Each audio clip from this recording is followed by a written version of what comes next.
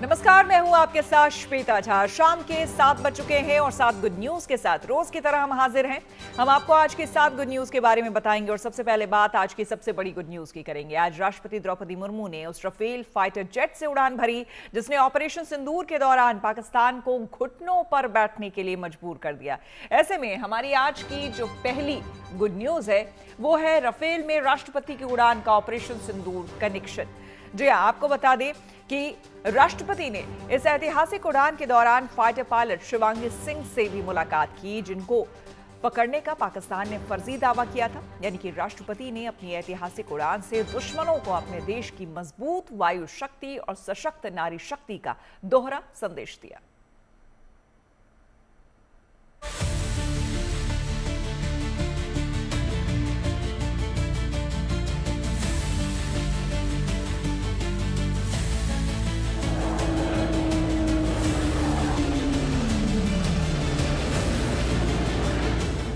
आज Ambala air force station एक ऐतिहासिक घटना का उस समय गवाह बना जब देश की राष्ट्रपति द्रौपदी मुर्मू ने वहां से राफेल फाइटर जेट में उड़ान भरी। फाइटर पायलट की पारंपरिक सूट में देश के कमांडर इन चीफ ने सुबह करीब 11:10 पर उड़ान भरी और करीब 40 मिनट उड़ान भरने के बाद 11:50 पर उन्होंने लैंड किया। इस उड़ान की खास बात ये रही कि राष्ट्रपति ने उसी राफेल में उड़ान भरी जिसने ऑपरेशन सिंदूर में हिस्सा लेते हुए पाकिस्तानी सेना के ठिकानों को नेस्तनाबूद कर दिया था। साल 2023 में सुखोई लड़ाकू विमान पर उड़ान भरने के बाद अब राष्ट्रपति द्रौपदी मुर्मू ने देश के सबसे आधुनिक लड़ाकू विमान राफेल पर उड़ान भरकर एक नया इतिहास रचा। ऑपरेशन सिंदूर के बाद राष्ट्रपति द्रौपदी मुर्मू अंबाला के उसी एयरबेस पर पहुंची जहां से ऑपरेशन सिंदूर के दौरान राफेल लड़ाकू विमान ने पाकिस्तान के खिलाफ ब्रह्मोस मिसाइल से लेकर ऑपरेशन सिंदूर में हिस्सा लिया। इससे पहले अंबाला एयरफोर्स स्टेशन पर air chief marshal Amarpreet Singh ने राष्ट्रपति मुर्मू का स्वागत किया। इसके बाद एयरफोर्स स्टेशन पर राष्ट्रपति को गार्ड ऑफ ऑनर दिया गया।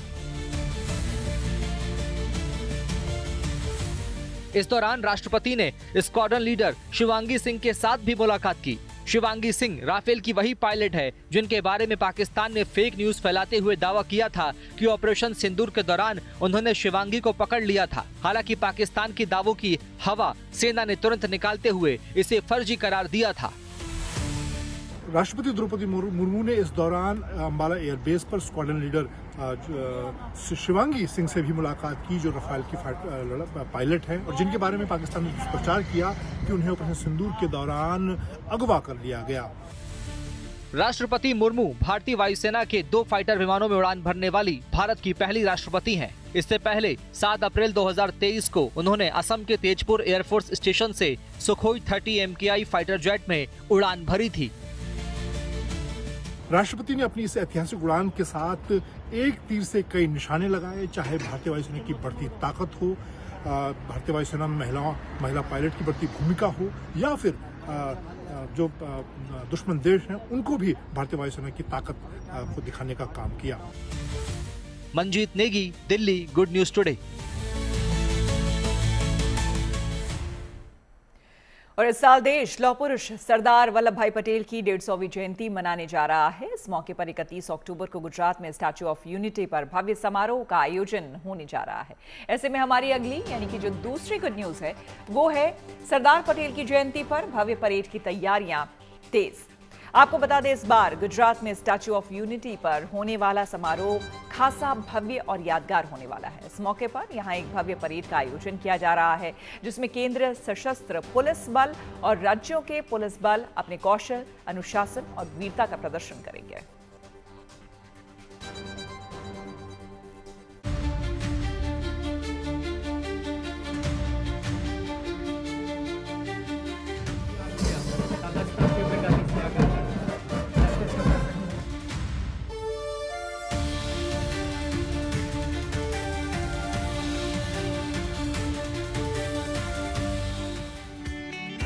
सरदार वल्लभ भाई पटेल की 150वीं जयंती के मौके पर गुजरात में नर्मदा घाटी में बसे केवड़िया में स्टैच्यू ऑफ यूनिटी की छाव में शानदार एकता परेड का आयोजन होगा। सेना और अर्धसैनिक बल के दस्ते इस परेड में शामिल होंगे। उससे पहले फुल ड्रेस रिहर्सल की गई, जिसमें सेना और अर्धसैनिक बल के अलग अलग दस्तों ने मार्च किया। इस परेड की खास बात यह है कि इस बार परेड महिला अधिकारियों के नेतृत्व में होने जा रही है। अभी धीरे धीरे हमारा महिला सशक्तिकरण बढ़ते जा रहा है। सारे डिफेंस लाइन में भी महिलाओं को इक्वल अपॉर्चुनिटी मिल रहा है, तो ये एक बहुत अच्छा प्लेटफॉर्म है जहाँ पे महिलाएं सारा कंटिंजेंट को लीड करेंगी। करीब 16 कंटिंजेंट देश भर से यहाँ पर आए हैं विभिन्न राज्यों से, और इन सभी कंटिंजेंट्स को लीड कर रही है महिलाएं। तो ये हमारे लिए बेहद गर्व की और खुशी की बात है। देश की उन्नति में महिलाओं का भी उतना ही योगदान है जितना सभी आदमियों का है, और आप जो है हमें बहुत गर्व है कि हमें ये मौका दिया गया कि इस स्तर पर हमें एक कंटिंजेंट को लीड करने का मौका दिया गया। बेहद खुशी की बात है, बेहद गर्व की बात है। केवड़िया में इस जश्न को दमदार बनाने के लिए पिछले कुछ दिनों से लगातार रिहर्सल का दौर जारी है। इस परेड में एकता और सद्भाव का संदेश देने के लिए सीमा सुरक्षा बल का दस्ता पूरे जोश के साथ शामिल हो रहा है। परेड में हिमवीरों का दस्ता भी उत्साह और उमंग के जज्बे के साथ शामिल हुआ। हम और आप इन हिमवीरों को ITBP के नाम से जानते हैं। परेड के दौरान केंद्रीय सशस्त्र पुलिस बल ने अपने कौशल, अनुशासन और वीरता का प्रदर्शन किया। हिंदुस्तान मेरी जान की धुन बजाते CRPF के बैंड ने सभी का ध्यान अपनी तरफ खींचा। रंग बिरंगे तरीके से सजे BSF के ऊंट दस्ते ने परेड में अलग घटा बिखेरी। ये पूरी दुनिया में अपनी तरह का अनोखा दस्ता है, जिसके नाम कई वर्ल्ड रिकॉर्ड शामिल हैं। इसी तरह BSF का श्वान दस्ता परेड में अलग छाप छोड़ने में कामयाब रहा। इन डॉग्स ने अलग अलग करतब दिखाए, तो संयम और संतुलन से सीढ़ी से उतरकर अपनी सूझबूझ का परिचय दिया। किसी ने पलक झपकते ही 18 फीट ऊंची दीवार लांघ दी, तो किसी ने आंखों पर पट्टी बांधकर रस्सियों का पुल पल भर में पार कर लिया। खास बात यह है कि हैरत अंगेज करतब दिखाने वाले ये डॉगी विदेशी नहीं बल्कि स्वदेशी नस्ल के हैं, और इन सभी को देश में ही प्रशिक्षित किया गया है। जमीन पर करतब दिखाने के बाद अब बारी थी वायुवीरों की, तो कुछ इस अंदाज में सूर्य किरण टीम ने हैरत अंगेज करतब दिखाए। सूर्य किरण टीम ने अलग अलग कई फॉर्मेशन बनाए। इस समारोह में देशभक्ति के साथ साथ देश की संस्कृति के रंग भी दिखेंगे। फुल ड्रेस रिहर्सल में पारंपरिक वेशभूषा में शामिल लोक कलाकारों ने परफॉर्म किया और अपनी अदाकारी से लौह पुरुष को नमन किया। पारंपरिक वाद्य कलाकारों ने ऐसी तान छेड़ी कि दशों दिशाएं गूंज उठी। इस भव्य आयोजन की थीम है एक भारत श्रेष्ठ भारत, जिसके तहत पूरे परिसर को देशभक्ति के रंग में सजाया गया है। देश को एकता के सूत्र में पिरोने वाले सरदार पटेल के 150वें जन्मोत्सव के जश्न को बेहद खास और यादगार बनाने की पूरी तैयारी हो चुकी है। इस खास कार्यक्रम में प्रधानमंत्री मोदी भी शामिल होने जा रहे हैं। Bureau report, good news today. और चलिए अब आपको लेकर चलते हैं उड़ीसा के कटक, जहां एक बेटी 26 साल बाद अपनों के बीच लौटी। असल में ये कहानी वसुंधरा आश्रम की है। इस आश्रम में रहने वाली एक बच्ची को 26 साल पहले अमेरिका में रहने वाले कपल ने गोद ले लिया था, जिनके साथ वो अमेरिका शिफ्ट हो गई थी। और पूरे 26 साल के बाद वो अपनी जिंदगी के एक खास पल को सेलिब्रेट करने के लिए वापस आश्रम लौटी। हमारी अगली यानी कि जो तीसरी गुड न्यूज़ है वो है कटक में 26 साल बाद बेटी के घर लौटने पर जोरदार स्वागत। जी हाँ, और जश्न। अपनी बेटी के घर लौटने पर पूरा आश्रम भावुक हो उठा। इस खास मौके पर पूरा आश्रम खुशियों से भर उठा और आश्रम ने अपनी बेटी का जोरदार स्वागत किया।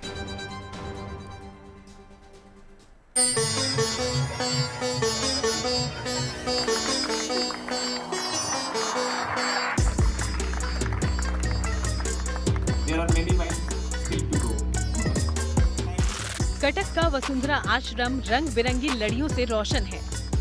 तालियों की गड़गड़ाहट और मधुर संगीत की गूंज है। स्वागत नृत्य के साथ आश्रम का कोना कोना खुशियों से गुलजार है और नम आंखों से गिरते आंसुओं को रोकने की असफल कोशिश है। ऐसा इसलिए है क्योंकि इस आश्रम की बेटी 1, 2, 5, 10 नहीं बल्कि पूरे 26 साल के बाद अपने घर वापस लौटी है और अपनी बेटी की वापसी का जश्न पूरा वसुंधरा आश्रम जोर शोर से मना रहा है। ये कहानी है 31 साल की सुधन्या की, जिसे साल 1994 में आश्रम की सीढ़ियों पर कोई छोड़ गया था। आश्रम ने उसे प्यार से अपना लिया, 1999 में सुधन्या को एक अमेरिकी दंपत्ति ने गोद लिया और सुधन्या अपने नए माता पिता के साथ अमेरिका चली गई। सुधन्या ने अमेरिका में पढ़ाई की, नौकरी की, सब कुछ ठीक चल रहा था। लेकिन उनकी जिंदगी में एक बार फिर से इंडिया चैप्टर की वापसी तब हुई जब उन्होंने पिछले साल एक भारतीय मूल के लड़के डॉक्टर हर्ष से शादी की। 26 साल सुधन्या ने विदेश में बिताए, लेकिन मन में इच्छा थी उस जगह जाने की जहां उनका जन्म हुआ, जिस भूमि पर उन्होंने अपने नन्हे कदम रखे। और जब सुधन्या की शादी की पहली सालगिरह नजदीक आई तो उन्होंने इस पल को यादगार बनाने के लिए उस जगह का चुनाव किया जो उनके दिल के सबसे करीब था, यानी उनकी जन्मस्थली ओडिशा के कटक का वसुंधरा आश्रम। परिवार और पति का साथ मिलने पर सुधन्या अपने खास दिन को सेलिब्रेट करने के लिए भारत पहुंची और सीधा वसुंधरा आश्रम का रुख किया। सुधन्या का वसुंधरा आश्रम में भव्य स्वागत हुआ और इस खास दिन को सेलिब्रेट करने और शादी की सालगिरह को यादगार बनाने के लिए सुधन्या और हर्ष के बीच जयमाला करवाया गया। My parents, 26 years ago, they adopted me, brought me to the U.S., and they also introduced me to a Korean brother that they also adopted, and my parents' biological child, my older sister. They've been the best parents growing up, supporting anything and everything I wanted to do. They gave me so many opportunities. सुधन्या और उनका परिवार भारत आकर बेहद खुश है। हमारा तो जैसे दिल बहुत खुला हुआ है, जैसे बहुत अच्छा लग रहा है, बहुत अच्छा लग रहा है। और हम यहाँ पर आके तो मतलब बहुत ही अच्छा लग रहा है और हम चाहते हैं बहुत बार वापस आए हम, क्योंकि ये तो मतलब लगता है जैसे कि अपना घर है। अब सुधन्या अपने परिवार के साथ पुरी जाकर भगवान जगन्नाथ के दर्शन करने जा रही हैं। उन्हें धन्यवाद देने के लिए, उस जीवन के लिए जो उन्हें भारत ने दिया। कटक से Ajay Kumar Nath, bureau report, good news today. देश में अभी त्योहारों का मौसम चल रहा है और खुशियों के इस पल में लोग अपने भगवान का आशीर्वाद लेने के लिए मंदिरों में पहुंच रहे हैं। गुजरात के अंबाजी मंदिर में तो पिछले एक हफ्ते में करीब 8 लाख भक्त मां के दर्शन पूजन के लिए पहुंचे। ऐसे में हमारी अगली यानी कि जो चौथी गुड न्यूज है वो है अंबाजी धाम में मां का आशीर्वाद लेने पहुंचे रिकॉर्ड भक्त। देखिए, गुजरात में दीपावली की छुट्टियों में अंबाजी के भक्तों ने एक नया रिकॉर्ड बनाया। गुजरात और राजस्थान की सीमा पर अरावली पर्वतमाला के बीच स्थित अंबाजी शक्तिपीठ में इस बार माता के दर्शन के लिए श्रद्धालुओं की अपार भीड़ पहुंची। इस साल दिवाली की छुट्टियों में बुधवार से मंगलवार तक 7 दिन में करीब 8 लाख भक्त अंबाजी मंदिर पहुंचे। भक्तों की भारी भीड़ को लेकर मंदिर प्रशासन की ओर से मंदिर सुबह 6:30 से रात 10 बजे तक खुला रहा और इस दौरान भक्तों ने मंदिर में दिल खोलकर दान भी किया। श्रद्धालुओं ने मंदिर में इस दौरान करीब 1.25 करोड़ रुपए का दान किया है। इसके अलावा मंदिर ट्रस्ट को श्रद्धालुओं द्वारा 400 ग्राम से ज्यादा सोना दान किया गया, जिसकी कीमत करीब 50 लाख रुपए बताई गई। गुजरात के और पूरे भारतवर्ष के सुप्रसिद्ध शक्तिपीठ अंबाजी में दीपावली की छुट्टियों के दौरान लगभग 7-8 दिन में 8 लाख से ज्यादा माई भक्तों ने मां के दर्शन किए हैं, मां के आके सिर झुकाया है।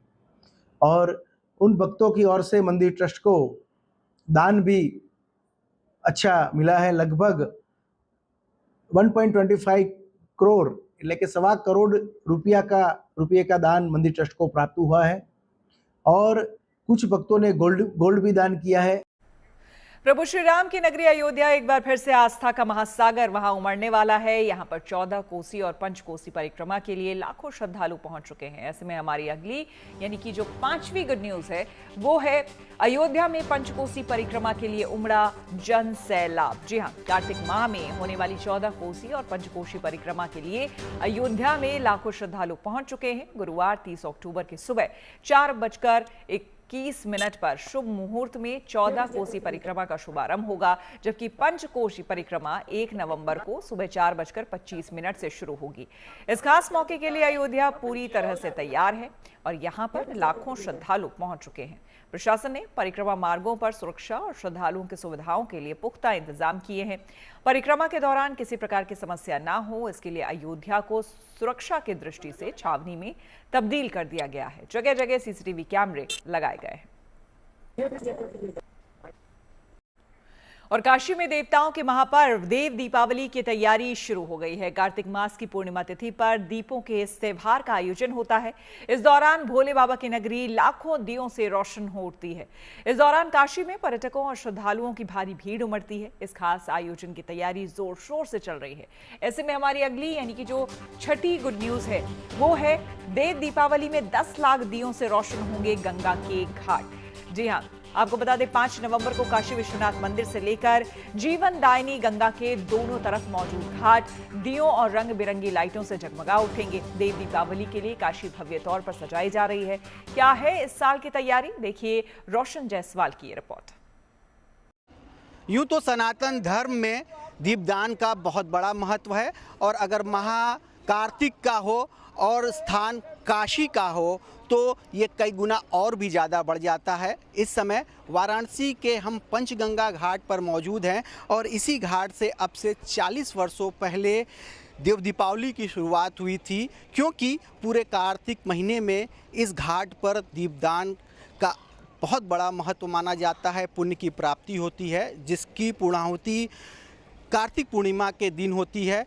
और इसी दिन अब से 40 वर्ष पहले 1985 में एक छोटे से प्रयास से दीपक जलना शुरू हुआ और धीरे धीरे कुछ घाट और फिर तमाम घाट 84 घाट तक ये फैलता चला गया और अब ये पूरा उत्सव एक लोक पर्व का रूप ले चुका है और विश्वविख्यात हो चुका है।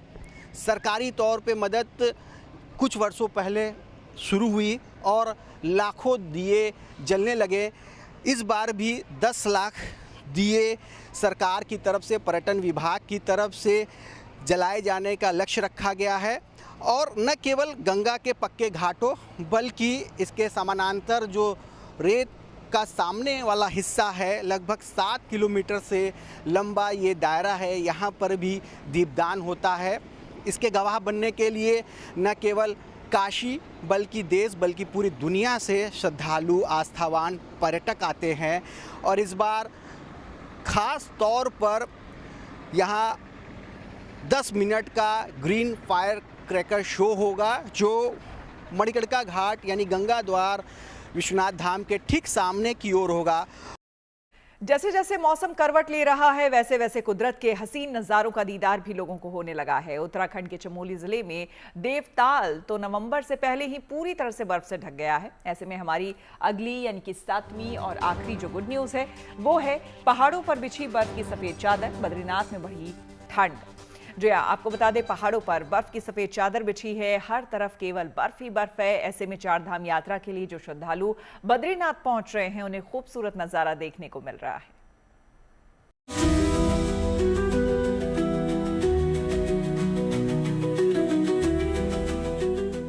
पहाड़ों से घिरे एक खूबसूरत झील, एक ऐसी झील जिसे नीले आसमान का अक्स कहा जाता है।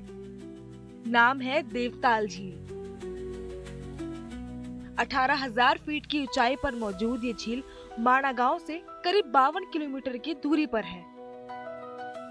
दूर दूर तक ऊंचे पहाड़, ऊपर नीला आसमान और इसके दरमियान ये अद्भुत नीली झील, जिसे देख किसी का भी चेहरा खिल उठता है, होठों पर मुस्कान आ जाती है और लगता है कि जैसे स्वर्ग का एक हिस्सा ये भी है। अक्टूबर में हुई बर्फबारी के बाद ये नजारा और भी दिलकश है। पहाड़ों की चोटियां बर्फ की चादर ओढ़े हुए हैं और उन पहाड़ों के दरमियान देवताल भी बर्फ के आगोश में है। पानी ठंड की वजह से जम चुका है। बर्फ की मोटी परत झील पर जमी है और वहाँ मौजूद सैलानियों के चेहरों पर खुशी की लहर है। बोलो भगवान बद्री विशाल की जय। बोलो भगवान बद्री विशाल की जय। जितना हसीन नजारा देवताल में है उतनी ही दिलकश वो सड़क है जो देवताल तक जाती है। सड़क के दोनों तरफ बर्फ ही बर्फ दिख रही है।